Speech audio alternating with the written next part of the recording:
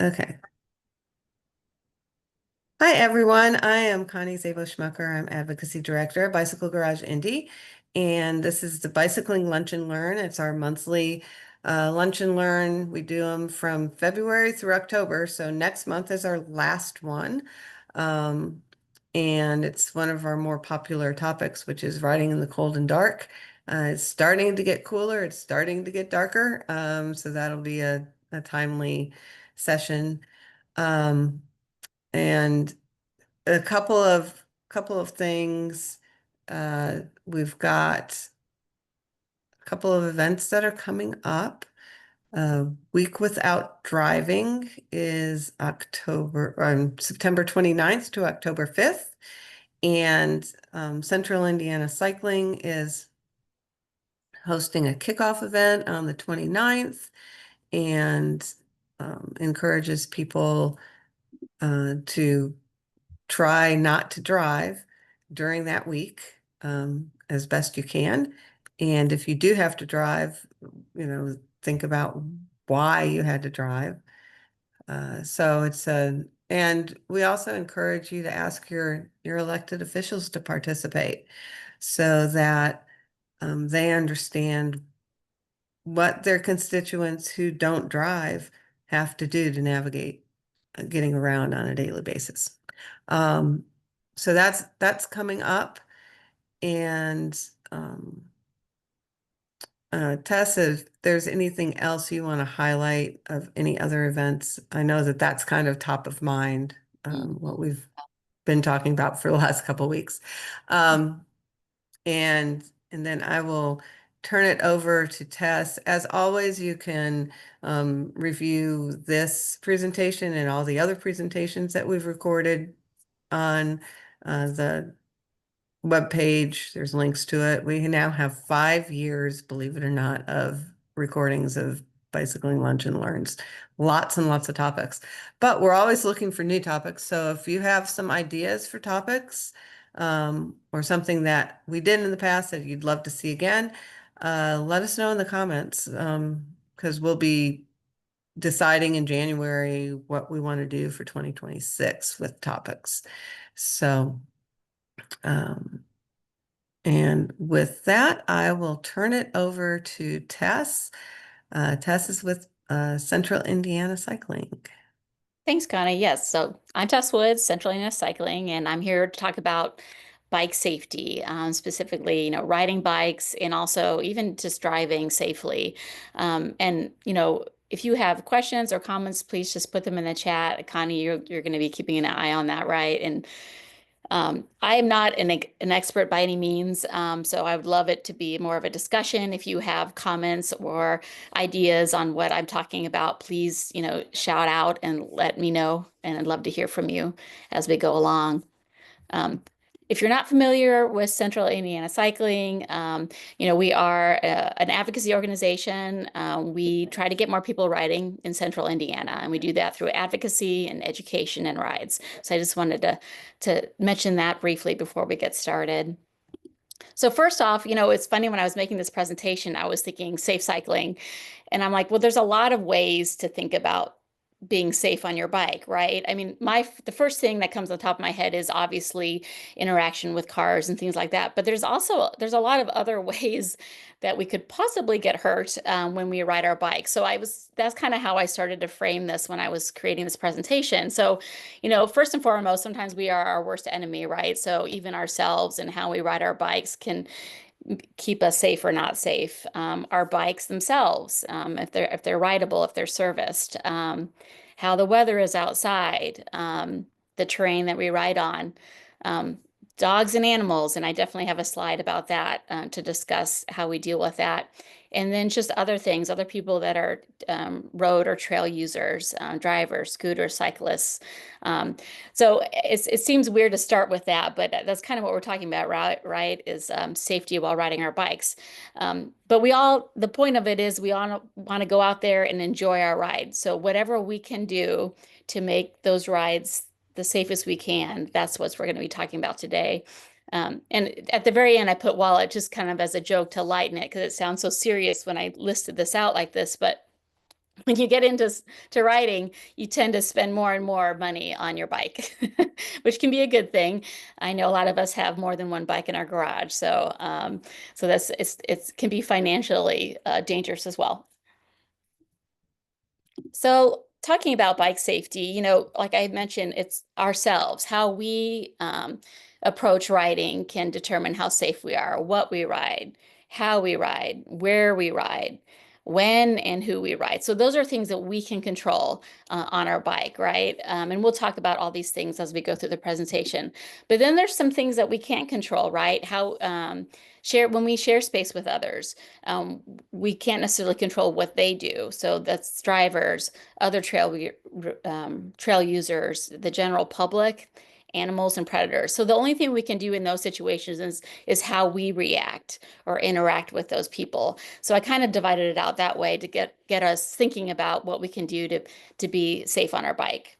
So specifically in terms of ourselves and in what we ride, and I'm going to talk about this word in detail as well, but is talking about the actual vehicle that we're using, right? What the bike that we ride.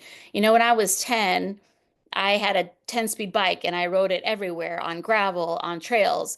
I don't know that I would choose to do that now because I'm old. And if I would rode my 10-speed on town run, I would probably kill myself. So thinking about the bike that you're riding, where you're riding it, and how you're riding is important. And there's lots of choices these days on types of bikes. The gravel, mountain bike, touring bikes, lots of choices. And if you have a primary style of riding, you probably want to get a bike that fits that style of riding. Making sure your bike is serviced, ready to use, and is it fit you? Is it the right size bike for you? How we ride, we're going to talk about trail etiquette and how to ride safely, not only on the trails, but on the roads. And are you comfortable and proficient on your bike? Where we ride, like I mentioned, skill levels. I love mountain biking, but I'm not very good at it.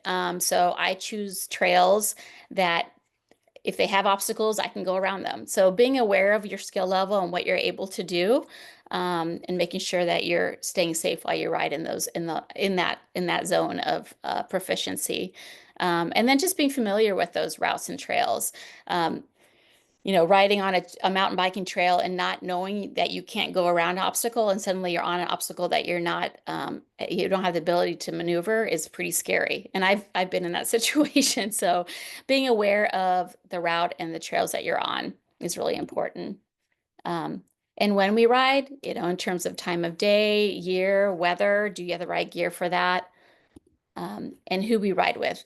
I think this is kind of interesting. I put this on there because sometimes people will join groups of riders, and maybe you're not familiar with riding with groups, and that is a skill that you need to have. If you're used to riding alone and then you suddenly ride with a group, you need to know there's group etiquette riding and being aware of those kinds of things. And I put, are they safe riders? And I don't want to be judgy by any means, but being aware, I've ridden with people that don't necessarily follow the rules of the traffic and things like that. And it's scary to ride with people that maybe don't follow those rules. And it puts me in an unsafe situation when I ride with riders that are unsafe. So, and you can just choose not to ride with them. That's always something to take into consideration as well. Does anybody have any questions? All right. So let's talk about proper gear, making sure our bikes are ready to ride. The ABC Quick Check, whenever I do a group ride through the Central Indiana Cycling groups, I always just mention that, make sure there's air in your proper pressured air tires, make sure your brakes are working, the chain is lubed, make sure the quick release is battened down and pointing the right direction. And those kind of things are really important. If you're not aware of that, I would educate yourself on that. The ABC Quick Check is one of those things you should do every time you ride. Make sure you're riding the right kind of bike. Like I said, that's appropriate to the terrain. I get my bike serviced every year.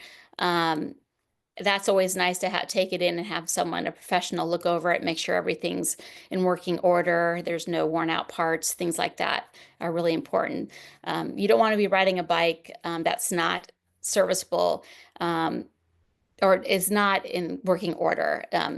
Because not only maybe it will it break down on you in a situation that you're out somewhere, you don't know how to get back, but you could also definitely get hurt with a blown tire and things like that. So in terms of safety, you want to have lights, front and rear lights, a lock to keep your bike safe, and we'll talk about bike safety as well.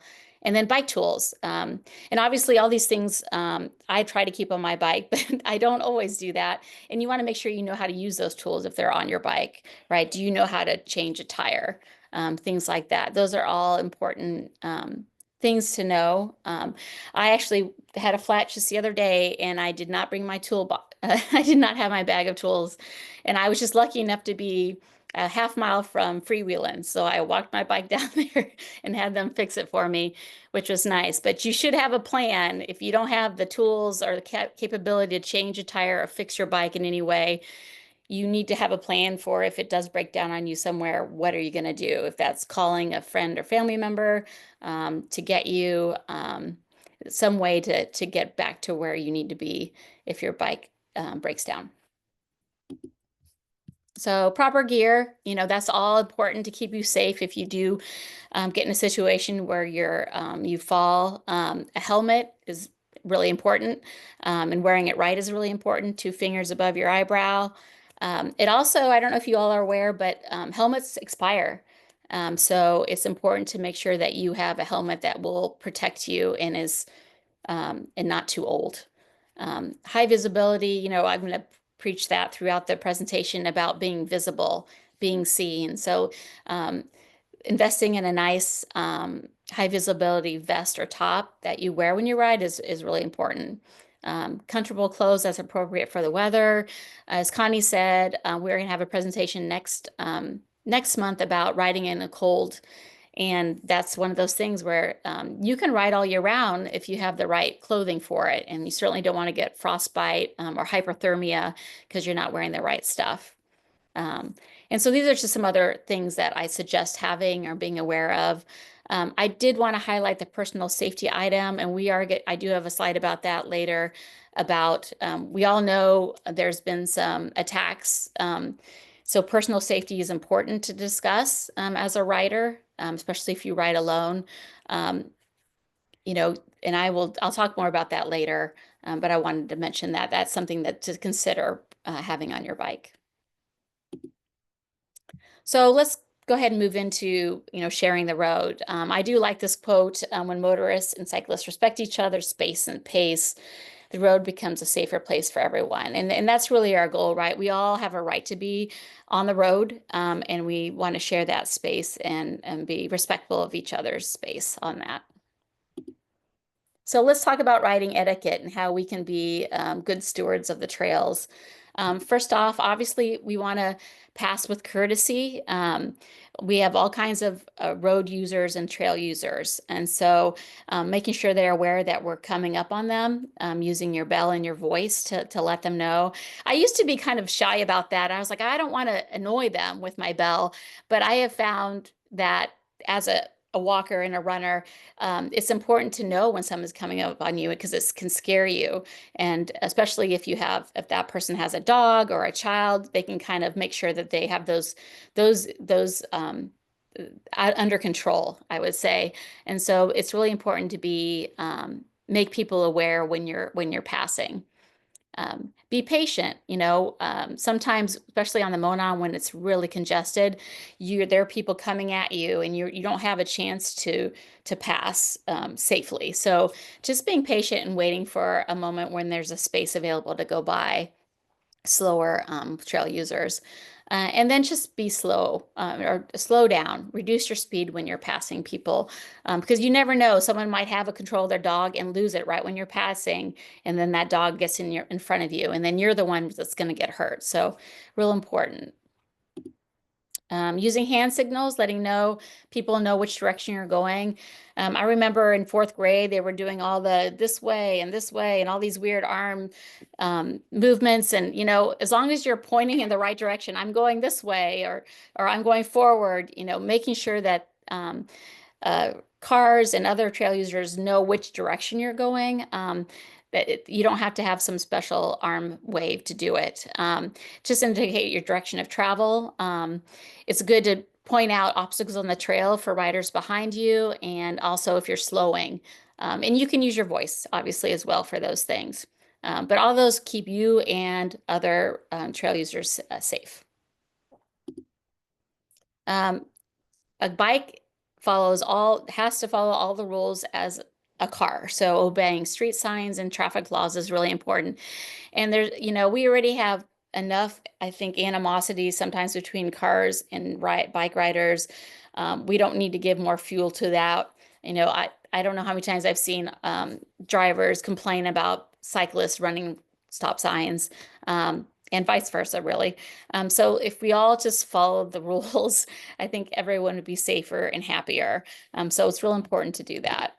And then just communicate with drivers, specifically when you're on the road, using the hand signals, your voice. I always make sure that they indicate that they see me. And then I've had irate drivers yell at me, trying to not engage in situations that could become volatile is really important. It's just staying calm and in control. Um, in situations, and specifically in intersections, that making sure they see you is really important. I always will. I mean, I'm just loud and obnoxious. I wave, I say, hey, and I want to make sure that I can see them interact or indicate that they see me somehow. And it's tough sometimes because cars are tinted windows. They have music on, they're looking the other direction. And I just will not go. I will wait until I get some kind of indication that they see me. And then once again, just following crossing lights and traffic signs, things like that is really important. I did put look always. It was first I had written look both ways, but unfortunately, there's just when intersections, cars are coming from different directions. If you're crossing, you've got someone turning right in front of you. You've got the oncoming traffic turning possibly right in front of you on the other side. So you just have to be really careful on those intersections, especially on those two new trail users, and like on the nickel plate. Connie, we've talked about that on some of those, like 92nd or 62nd and Allisonville Road. People aren't used to that, people using those trails. So being really cautious on new trails for drivers not being aware of those of trail users. And then riding predictably is really important. When you're on the road and you've got, taking up your space, which is important to do when you ride, not pushing over into a turn lane because I used to think, oh, I'm going to let the cars pass me, I'll move over. But then you still have to cut back into the right of way. And that back and forth is more dangerous for you. So keeping your space and staying in line and riding predictably is really important for your safety. Don't get doored. That's really important. I know that's not as much of an issue in the suburbs or areas where there's no parallel parking, but if you're riding on a street where there's cars parked on the side, on the curb, they wing that door open in your path, you're going to hit that door. So making sure you move into further outside that door width area when you're riding on streets that have parallel parking is really important. And then just see and be seen, right? Making sure that you're always observing and aware of your surroundings, and making sure that you're visible to other trail and road users. So high visibility clothing, front and rear lights, reflective tape. I did put a picture here of a trailer. So that's low enough that sometimes cars are so tall now, that they don't see really low, even lower cars for that matter. So having a tall flag to show that you've got something that you're pulling behind you is really important. The earbuds thing, if you can't hear, you can't react. Also, some of these hybrid cars are really, you can't hear them. So having mirrors and cameras front and rear are really helpful to know when there's cars behind you and coming up behind you is really helpful. And then just knowing that you have a right to be on a road as a cyclist, and you have a right to ride side by side. people who drive don't necessarily know that and they get angry, but you are legally allowed to do that. And it's safer for you to ride that way. And then distrust drivers, and I feel bad saying it like that, but I just, we all make mistakes, even if they're well-intentioned. The illegal courtesies where they stop in the middle of the road to let you pass, which, can be dangerous for both cars and riders. Um, don't don't trust that they're going to make the right decisions. So you do what's best for you and what's safest for you, because if there's an interaction between you and the car, you're the one that's going to get hurt. Any questions? All right, we'll keep going. So I feel like I'm preaching to the choir here. I mean, we're gonna talk about driving safely, but most of us, all of us here are cyclists. So those are the people that understand and are gonna give the 3 foot barrier, if not more, right? We're like way over when we go around cyclists. We're just because we're aware and we experience it, we know what it's like to be riding on a road and having a big truck or SUV fly by you within that 3 foot barrier. So, but I'll go ahead and talk about it. It's always a good reminder because I think we all, even us, we still forget sometimes if we're in a hurry and we're in our car and thinking about safety while we're driving. So the pass with courtesy, the 3 foot law, we always want to give that gap of safety between our car and a rider. And just slowing down. We're all in a hurry these days. I have to say, every intersection that I've been at, whether I'm driving or on my bike, someone runs the red light. I mean, I'm not exaggerating. I've been paying attention, and it doesn't matter. There's always someone running a red light. So just slowing down, being aware that running that yellow or into red light is not going to get you anywhere that fast, and it's just not worth the possibility of hurting someone because of that. So taking a moment and slowing down in our daily lives in general, making sure that we are communicating with cyclists or other trail users that are crossing, whether that be a pedestrian or scooter or someone on a bike. Like I said, it's sometimes hard to see the driver if your windows are tinted. So rolling the window down and waving and saying, "I see you," letting them know that you see them passing or crossing is really important. So see and be seen, right? Making sure that you can see them and they can see you. And just being aware of the intersections and looking. I think sometimes when we're going to turn right, we're only looking left when we're turning right, and just making sure you always look left and right, no matter what direction you're going on, and being aware of everyone around you, cars or trail users. Using the Dutch reach, obviously if you're parallel parking, making sure you're looking left before you open that door. If you're not familiar with the Dutch reach, it basically just means that when you're in your car, you are opening your door with your right hand. Instead of the usual hitting that door opening with your left, you're reaching over, which causes your vision to naturally look left. So you're more likely to see anyone coming on your left side and less likely to open the door on a cyclist. And then sharing the road and understanding and being aware that cars are not the only vehicle that are using and have a right to use the road. Being aware of cycling, pedestrian, and infrastructure is really important, especially when you're traveling. I always find it really interesting to go to other cities and places that their infrastructure looks different. So that's another reason to slow down and be aware and educate yourself on that. When I first started working with, it was Bike Indianapolis when I started.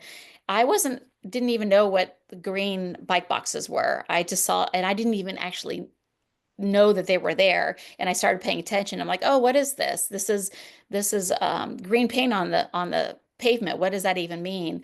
And so I think a lot of us aren't aware of those kinds of infrastructure. So educating ourselves on what those mean, how they are used, what they do, and their purpose is really important. And even like I grew up in the suburbs, and a lot of our street infrastructure we don't even have crosswalks. And so going down to Indy, there's crosswalks everywhere, and just being aware that you shouldn't pull into a crosswalk when you're looking to turn. And that still happens all the time. And I try to be nice, but when I'm crossing on my bike, I always just point at someone who's halfway in the crosswalk, like you're in the crosswalk, and most people are like, oh, I'm so sorry. They're just not paying attention or not aware. So it's just being really aware of those infrastructure systems are really important. And then once again, just treating a bike as a vehicle and understanding that we all have a right to be on the road, and we give them the space that we should be giving them to ride on it. Any questions? Okay, keep moving. And then I'm going to go the other side of that and just stress cyclists because it's the same thing, right? Not all cyclists follow the rules. Not all cyclists are aware of the rules. And so as a driver, I want to give them as much safety as I can, and make sure that if they make a mistake, I'm not going to be the one that hurts them. I was just driving the other day and there was a young cyclist. She was probably in her teens and she was riding on the sidewalk. And it was trash day. So everyone's trash bins were on the sidewalk. So she was navigating, trying to stay out of the road. So she was on the sidewalk and navigating, and I slowed down because I could tell she was a little unsure of herself doing that. And she was trying to avoid a trash bin and popped right out onto the road right in front of me. And if I had been going the speed I was going, I could have possibly hit her. So it's just another thing to be aware of, that not all cyclists are expert cyclists, and we have all different expert or skill levels of riders, and we need to just give them the time and the space to be safe. So let's talk about bike safety. Our bodies we want safe, but we also want to keep our bikes safe, right? We want to keep riding. Don't want them stolen. So obviously we want to use bike locks. There's some really good different kinds of locks out there. The U-locks are really strong. This is just a graphic of how you would want to park your bike and lock it so that it's safe, because obviously with quick release tires, you want to lock the tire, both front and back tire, in the frame when you're locking them up. So it's important to lock your bike correctly, or you could lose a tire. You want to park in a visible location, especially if you're maybe if you're riding to the coffee shop, park in an area that you can see your bike while you're having your coffee. That's always really important. And a secure location, obviously. If you have an ability, like if you ride to work and you have the best scenario is that they have a indoor bike parking for your work, but obviously that's usually not the case. So finding a secure location, if you can bring it in, that's even more secure than leaving it outside. So finding what works for you and your situation is really important. Remove valuables. You can kind of determine what you want to take off your bike in terms of where you're parking it. It could be a point of someone stealing one of your lights. I actually don't take off my lights, and I a lot of times don't take off my panniers. But if I'm going to be gone from my bike for a long period of time, especially if I'm working for multiple hours, I will take those kind of things off and keep them with me. Personalize it, making your bike more personalize it to you. Putting things on the bike that indicate that it's your bike is also important when if you get it stolen and want to recover it. Making sure you know what the number is, the serial number is, that kind of thing. And you can obviously use all kinds of GPS trackers that are available, air tags, things like that you can find your bike if it is stolen. And then there is a bike index that you can register your bike with as well, so that if it does pop up as recovered, you can say that it's your bike, things like that. So let's talk about dogs and animals in general. This one's specifically about dogs, but squirrels are really busy these days, and I have to say you have to be really careful because they change their direction like that, and you think they're off the trail and they're coming right back at you. I've seen some really bad pictures of squirrels getting into wheels and things like that. So being cautious with all kinds of animals is really important. But this specifically obviously is about dogs. Depending on where you ride, it could or could not be an issue. Generally, Dog issues tend to be more rural routes just because in the city, most people walk their dogs on leashes. But when you get out in the country, you're finding that there are more dogs that roam free, which poses a special risk for riders out there. Obviously, you want to stay observant and choose routes carefully. Um, a lot of times when I would ride my road riding out in the country, you just knew certain houses where the dogs were, and either you avoided them or you had your own um, way or of dealing with it.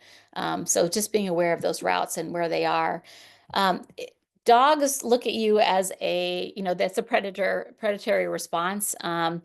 They look at you as prey when you're moving fast away from them. So usually, I'm not going to give you a hands down way of dealing with this because it really depends.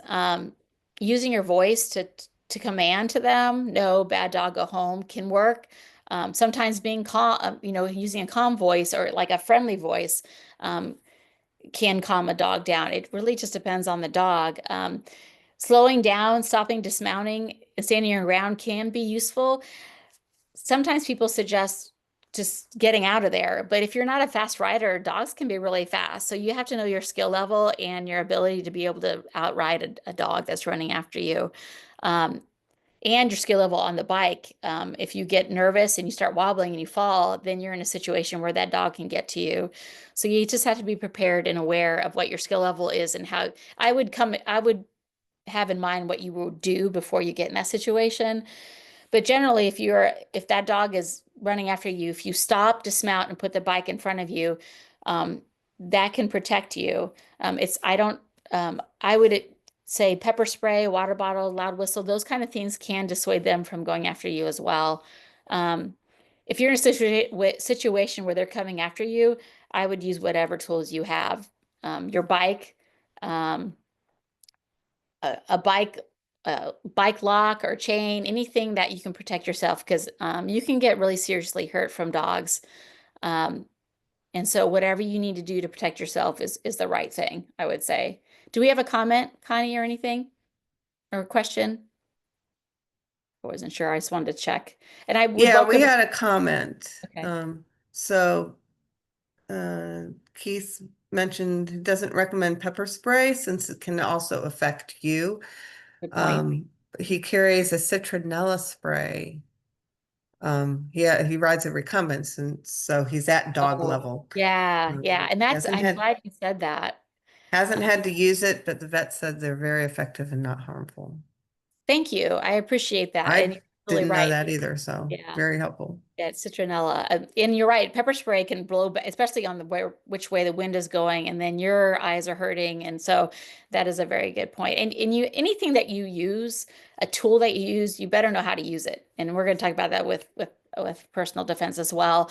Is anything like even the whistles of the poppers, the air horns, if you can't get to it when you're writing, it's really purposeless. So make sure you have a plan and a way to handle it. And if you have these tools, a way to get to them quickly if you have a dog come upon you. So really important. Thank you for that. Obviously, if you're getting attacked, I mean, or you feel like an attack is imminent, if you call 911 and get authorities there to help you. Um, if you are hurt, seeking medical attention and reporting the incident is really important, so that the authorities can um, react to that situation and the dog owner specifically. So those are all really important.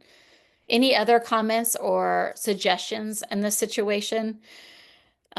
I generally, when I have in my own experience riding, I have seen dogs and been able to just ride away from them. I've been able to go fast enough away that, but sometimes they come upon you so quickly that that's not an option. So, um, I welcome any comments on this because it is a situation where sometimes you just have to make split decisions in the moment. But it is a problem. So Yeah, let's talk about. Here, just a couple comments. There have sure. been some people recently that have gotten very, very injured by dog attacks, like put them in the hospital, long recovery type things. So it is a serious issue. I personally got bit by a dog while on a organized ride many, many years ago. And so I was not the first person to get bit by that dog either, and on that ride that day. Um, Luckily, it wasn't just grazed me a little bit, but and my husband's gotten bit by a dog when we were on a ride. So it, out in the rural area, it is, kind of apparent. But even on trails when people are walking dogs, um, you just need to make sure that you let them know that you're coming, and they can most of the time they have the dogs on a leash, but sometimes it's a Sometimes they don't. longer leash than Yeah. it should Yeah. be, Mhm. and to make sure that they have control of the dog before you actually go around them. Absolutely. Once again, being noisy and make sure they know you're coming is really important. Thanks, Connie.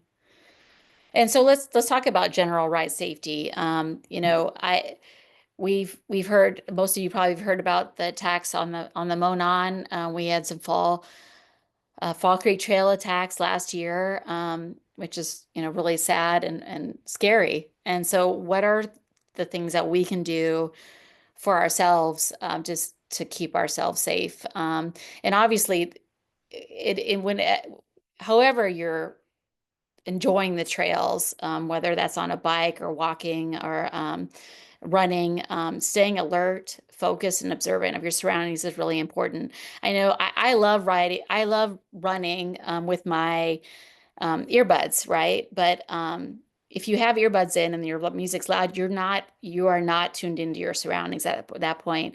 I actually have they don't go in your ear, they go around the side. They're like Trek titanium, whatever, they're running headphones, so they don't go in my ear. They go on the outside, so I can hear out and what's happening. And so it's really important to not take away that sense, because that is an important way to know what's going on around you, either behind you or in front of you.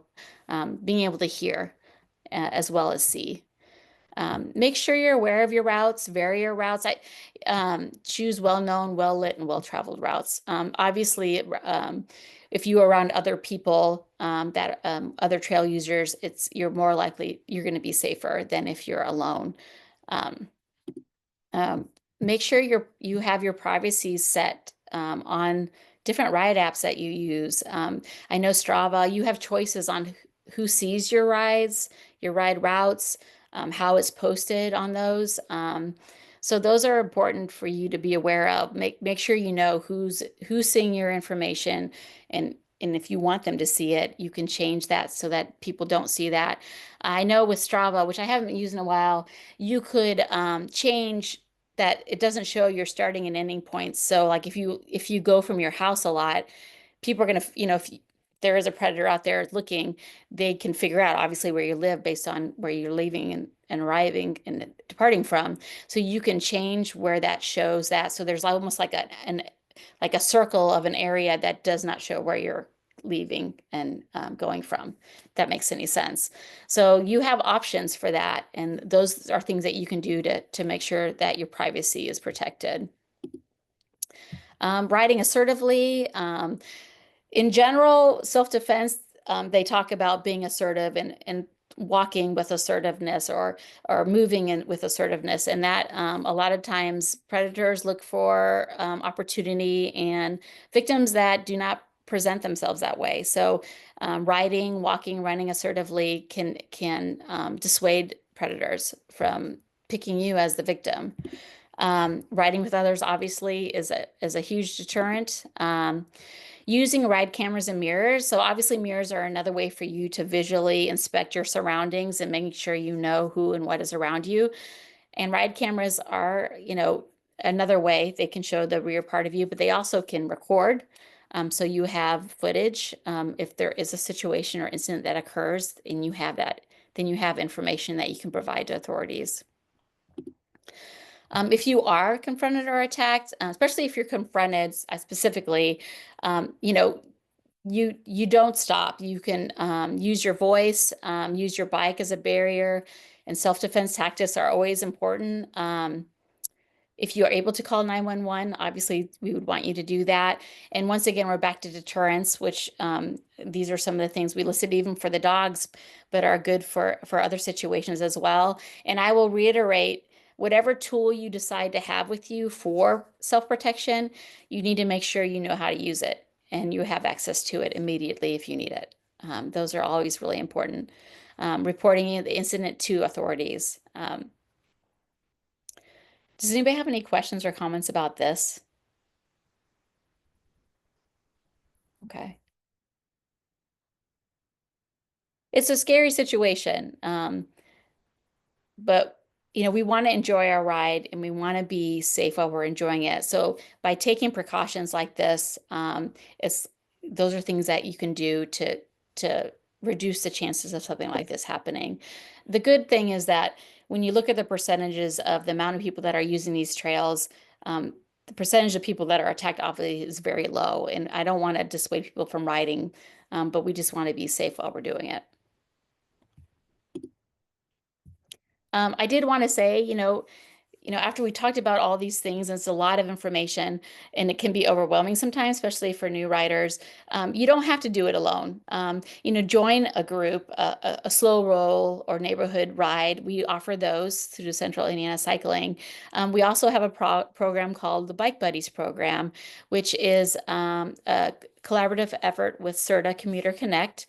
And that's where you are paired with an expert rider for 3 or 4 rides, and they can work and help you feel more comfortable on your bike, whether that's making sure your bike is rideable, learning different trails that you can use, setting out a route to work if you are you interested in learning to commute. So it's a good way to start riding or feel more comfortable on your bike. If you're interested in doing that, the website's right there. So I encourage you to do that. And finally, after all of that, I just want to kind of remember that, I mean, the whole point of all this is that we want to go out and enjoy our ride and be safe while we're doing it. So I hope that all of this doesn't make you feel overwhelmed or scared. It's really more about just preparing for the worst, but hoping for the best and knowing that in general, your ride is going to be fun and enjoyable. And the things that you do if you do some of the things that I've talked about in this presentation, it just means that you're less likely to have problems or issues when you can enjoy your ride. So that's all I have. I'm certainly welcome any other comments or suggestions in terms of safety. If you're not familiar with Central Indiana Cycling, we encourage you to check us out on our websites. We were formerly Bike Indianapolis and Central Indiana Bicycle Association, and we have merged into one organization. The QR code is for our newsletter, and we send one out monthly with all kinds of information on what we're doing and the rides that are available through our organization. So thank you so much for your time. Any other questions or comments, Connie? There were no other comments. If Okay. anybody has any additional questions, we have a thank you. So that's thank you very much. Thanks for coming. And like I said, our last Lunch and Learn is next month in October 10th. No, October 9th, I think. Second Thursday, whatever that date is, I think it's October 9th. And so we'll be looking at next year in January. So send us the email that you got this link from. You can just email that, any ideas that you might have for next year. And then we also did some active transportation meetups this year, and we'll most likely continue those. So if you have any special requests or suggestions for those locations for those, that would be helpful too. So thank you again for coming, and we will, oh, we got one more new comment. Hold on. Okay. No. Thank you for coming, and we'll hopefully see you out bicycling and at Week Without Driving events and anything else in the future. Have a great day.